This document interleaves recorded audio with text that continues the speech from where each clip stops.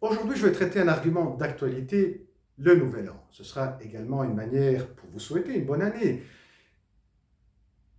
Et je vais traiter cet argument sous trois angles différents, en utilisant trois termes très connus dans le domaine de la psychanalyse, telle qu'elle a été élaborée par Jacques Lacan.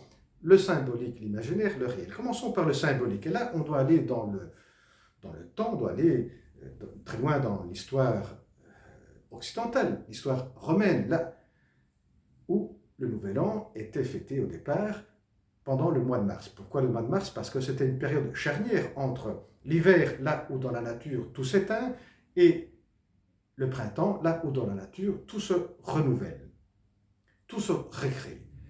Ensuite, Jules César va déplacer le Nouvel An au 1er janvier, dédié au dieu Janus, dieu des commencements, dieu des choix, dieu qui était représenté avec deux visages. Un visage qui regarde en arrière, un visage qui regarde devant. Celui qui regarde derrière, c'est le passé, devant, c'est le futur. Une coupure entre, dans le temps, entre le passé et le futur. Et bien, ces deux dimensions symboliques restent d'actualité de nos jours quand on va fêter le Nouvel An.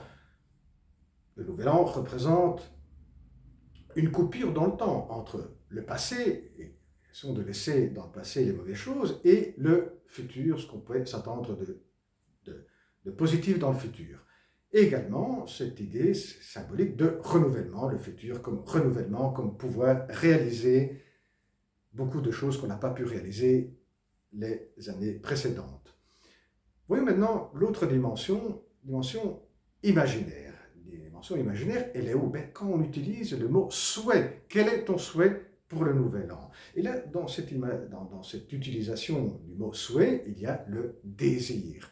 Dimension cruciale pour la psychanalyse. Le désir qui va se tisser autour d'une dimension imaginaire, fantasmatique. Et bien là, elle est bien présente au Nouvel An. Pour terminer, le réel. Il est où le réel? Bien, le réel, on l'a bien vu, cette dimension du réel dans la psychanalyse qui est l'objet petit a.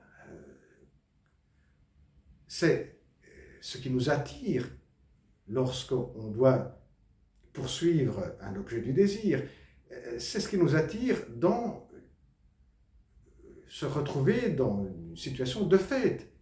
Pourquoi le fête de Nouvel An? Pourquoi? Parce qu'on va s'attendre à un plaisir un peu plus que le plaisir qu'on peut avoir habituellement. C'est ce qu'on appelle une jouissance. C'est-à-dire qu'on va s'attendre à quelque chose de plus. Et c'est ce que tout le monde s'attend de la fête du Nouvel An, certainement décevant, comme beaucoup de formes de jouissance. Eh bien voilà les trois angles d'attaque que je vous ai proposés pour donner une explication ou pour traiter cet argument du Nouvel An. Et c'est une manière aussi pour moi de profiter, de vous dire bonne année. Prochaine vidéo, au revoir.